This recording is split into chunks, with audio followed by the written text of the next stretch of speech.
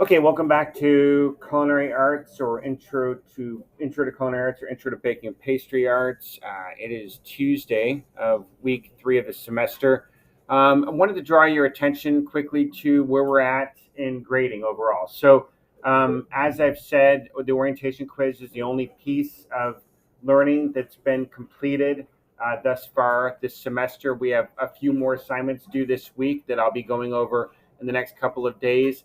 As you can see right now, I wanted to just put up our grade distribution. Normally I do this on Fridays, that I'll put it up to show you where we're at from the previous week. I'll basically, as I said earlier, I will come in. Your grade deadlines are on Friday at 3 p.m. I'll give you grace over the weekend. I come in on Mondays. I do all my grading by Monday at the end of the day, and I push everything to Skyward. So I pushed everything to Skyward yesterday, okay? So your grades were up to date in Skyward, okay?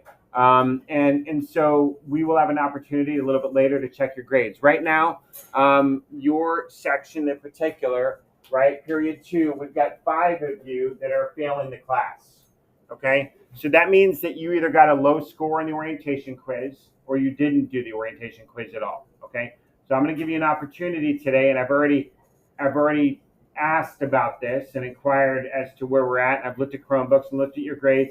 But if you didn't do good on it, then you have an F. If you got 50% on the orientation quiz, that takes you to an F, okay? So I'm going to give you an opportunity. I can reset the orientation quiz today. But for the remainder of my periods, we're looking pretty good. We've got a couple more people to clean up. We want to get everybody up to passing grades, okay? That would be a goal for today. And I'll talk a little bit more about that as we continue on. Okay, so any questions on grading? So again, I'll update your grades in Skyward once a week on Mondays. Where you want to check your grades all the time is in Google Classroom, and then I'll update it once a week in Skyward. One of the things that I want to also draw your attention to is, question. Whoa, there we go. That's exciting. Fire away. It says I got a 50 out of 50 on the orientation quiz, but it says I have an F in your class. I'll have to look at your individual situation. So I could have typoed something. I'll have to look. Okay. So when we get there, I'll take a look at it. Okay. As soon as we release you guys to work on your Chromebooks. Okay. So what I want to do now is talk about your organization in the course. So, and I want to look at organization from a more holistic perspective of how you organize yourselves as learners in all of your courses. So I'm going to give you a couple opportunities for experiential learning credit. You're going to see that in Google Classroom, as you see on your screen, there's an area that says Learning Organization Resources. This was birthed out of COVID when we were all online, but there's a lot of resources that I have linked in this area related to leveraging your Chromebook, leveraging your calendar, just making sure that you're leaning into the learning process, okay? Let's go ahead and rock, paper, scissors on team 4 there. Let's go ahead and shut that down. They're not even listening. That's evidence they're not listening. Okay. So, all right, they're not.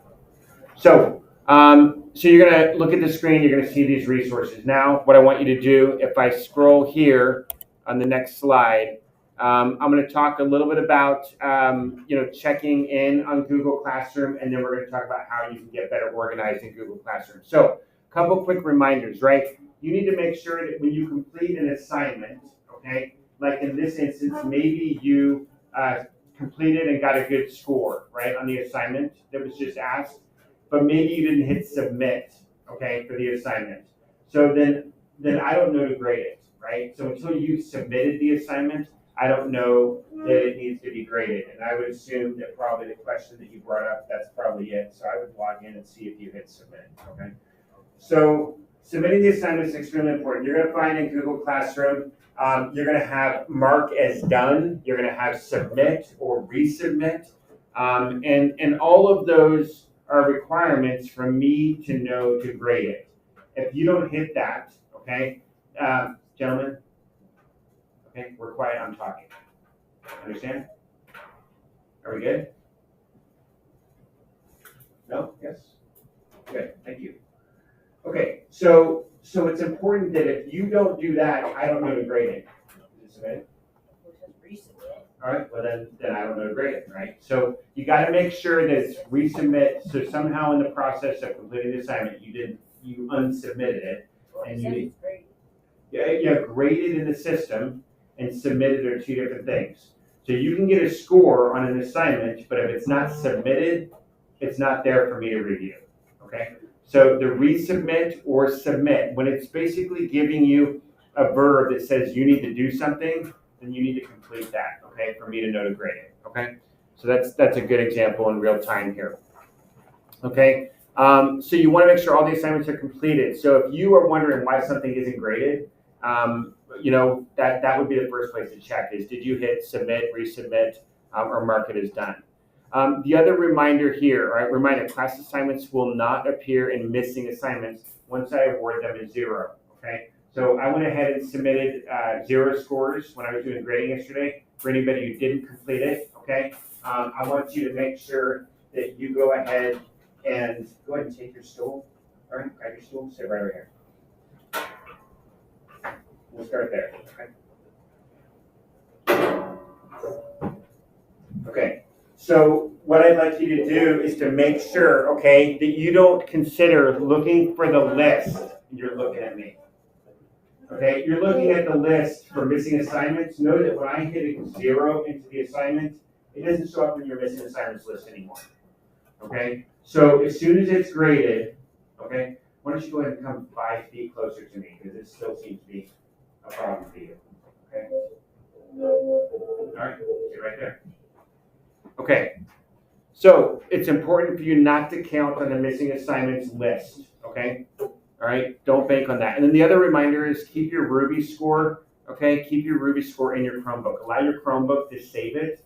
That's a super helpful task to save you time when you're logging in. A couple other quick tips, that I want to give to you is looking at the bar above the area where you're working in Google Classroom or in your Chromebook, okay? You've got this favorites bar, and I'm going to give you an opportunity today to earn 10 points of experiential learning credit if you organize your favorites bar in a way that demonstrates that you're going to be more organized either in this class or all of your classes. So I'm going to show you a video in just a moment on how to do that, and then if you submit a screenshot of that organized in Google Classroom, I'll give you 10 extra points, okay? So I'm going to walk through that in just a minute, but you're going to open your Chromebooks in a minute when I give you time, and you're going to work on this. I'm going to show you a video now on how to organize it. Hey everybody, this is Chef Ritz giving you a quick overview of how to earn 5 experiential learning credit points right here at the beginning of the semester. Let's jump on in. So what I'd like to do is have you increase the opportunity for both engagement and efficiency in terms of connecting with your coursework and your grades for your classes in Google Classroom, and as well connecting to systems like Remind and Ruby a little bit faster. So we're going to leverage the bookmarks bar at the top of the screen. So if you go up here and click 2 fingers on the pad on your Chromebook, you're going to receive a drop-down folder or drop-down menu that reads a number of options, but add folders where you're going to select. And we're going to do grades as one folder. We're going to do another new folder and call that one classes. And what I'd like you to do is to go ahead and jump into grades by going into one of your courses and going to your view my work. And you can access that in a couple different locations. One right here in the top left, or if you go back to your main menu, you can simply access the view my work right here on this icon. So we're going to click on that. You're going to go ahead and for every one of your courses, not just culinary arts related courses, I want you to go ahead and save the connection view your work right to this folder. So I'm going to hit the star in the top. I'm going to simply label this Foods 1, and I'm going to add it to my grades folder. Then I'm going to go to a second course. I'd like you to do it for all of your courses. And as well, I'll just go to the classes tab, go ahead and click on the link there. I'm going to again hit the star, and I'm going to select an abbreviated name for this as well, put it in the grades folder. Then I'd like you to go ahead and jump back to your classes, go to the classwork tab, and this is where, right, your courses, your course content and assignments reside, and resources. And so I want you to be able to access those a little bit more quickly. So if you go to the classwork tab, and for each one of your classes, hit the star, and we're going to, again, abbreviate that. We're going to change the menu to classes and hit done. Then we're going to go ahead and go to all of our other courses, classwork tab, do the same thing, foods 2. And I understand that maybe your other courses don't have grades in Google Classroom, so maybe I'm the only one that you put there under your grades folder. But if you do have a grade in Google Classroom, I'd encourage you to put it there just for ease of access. And we're going to save that as well. So now we've got grades and classes. You can also drag these in sequential order of how you take those classes in the day. The last two things that I'd like you to do is to connect with the Remind app. And so I'm going to go ahead and go to Remind app login. And you're going to see a link right here at the top. Just select that. That's the login page. You can save that, obviously, email and password, both for the Remind app and Ruby, to make the login much faster for you. Click on the star. I'm going to label this Remind. And I went ahead and by mistake dropped that into classes, but easy enough. Just dragged it right out here. And I'm going to go to the Ruby login and hit that landing page. And as well, I'm going to hit the star and just call this Ruby and save that on the bookmarks bar. So what I want to see from you on your Chromebook, just... All right, so this is the desired outcome. If you want the 10 points, you're going to submit a screenshot of this to the Remind app. Come up to me and show this to me, or send me a screenshot over the Remind app. You're welcome to do that as well. In fact, that would be the preferred way to do it. Send me a screenshot, attach it to your Remind app, and send me that message back. And actually, if you use the Remind app, I will not only give you 5 credits, I'll give you 5 points, I'll give you 10 points if you send it to me over the Remind app.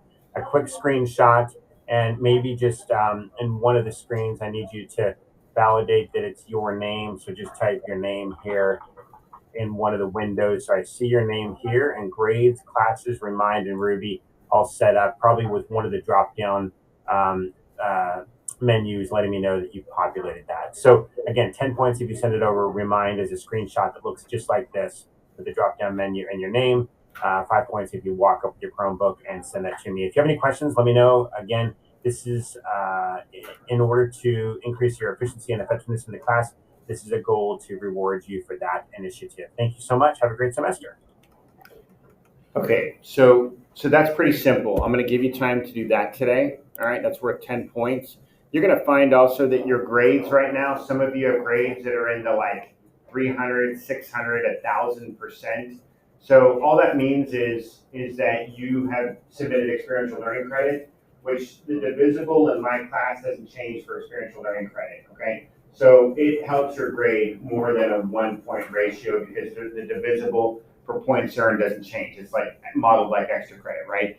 And so I assume that nobody's going to do it, and then if you do it, it only helps your grade even more. So, so if your grades are up in that, you're going to find some of you are at 999.99 points. Don't worry, that's going to all recalibrate as we get more assignments in. The weighing structure kicks into gear, and don't be concerned if you have a high point value if you've done experiential learning credit. Okay, so the last thing I want to do about organization is this, okay? And this is all we're going to do today. We're going to be on our Chromebooks. I'm going to play a video to you about how to set up folders, and then one person on your team is going to set up a shared folder. You're going to work together on it, but one person is going to initiate, set up a shared folder, invite the other teammates, okay, on your station to be part of the shared folder. If you don't know the names of everybody on your team, okay, come and I'll give you names so you can pull their email address when you invite them, okay? So you guys, right, you're missing at least one person, right? So I'll give you the names of the people that you're missing so you can be squared away on that, okay? And I want you to just watch this video on how to set up a shared folder in Google Classroom, and then I'm gonna have you spend about 15 minutes doing this as we wrap up the class period, and then also work on, if you wanna do the organizing video, do the organizing activity, you can do that as well. I'll give you a few extra minutes for that so that you can submit that in the Remind app. So here we go. I want to make my hand wet, and then I'm going to slam it on this piece of paper. Ouch! Hi, this is Richard Byrne at freetech4teachers.com. In this video, I want to take a look at how you can create a shared Google Drive folder. This is a great way to have kids contribute a bunch of pictures or videos they've taken into one folder that they can all access to use in multimedia projects like a video or a slideshow presentation. So let's go ahead and get started here and create a new folder. And we'll just call this Class Media Resources. The one person on your team is going to do this. So we have our new folder here now listed at the top of my list of items. Watch the video, please, on how to do this. Go ahead now and share this folder. And we have a couple of ways that we can share this.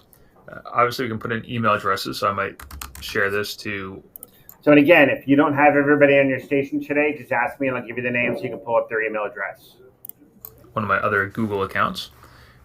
I can also say get shareable link, and I can say anyone within my domain can edit, and then anyone who has the link will be able to edit and upload their own files to this same folder.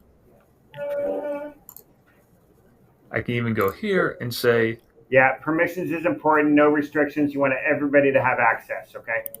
Anyone outside of my domain who has the link can edit as well.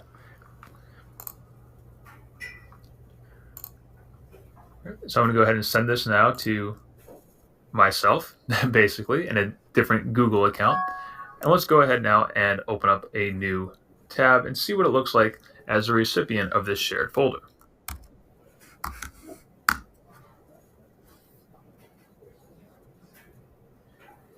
So here in my other Google account where I've shared the folder, I'm going to go now and see shared with me. And in shared with me, I'll now see the class resources and shared by Max. That's the other account I'm using. Double click on that. And I can go ahead now and upload any file I want into this folder, and it will appear for everybody who has access to the folder. Anyone who has that link will be able to access the files inside here. So let's go ahead and now upload a file to that folder. And so the purpose of this space is to be able to share imagery with each other. So every week you're going to be doing photographs of your food, and you need to be able to share those images easily. So this is where you're going to be doing that. So if he's showing you how to upload a video or photograph to it, this is exactly what you're going to be doing too.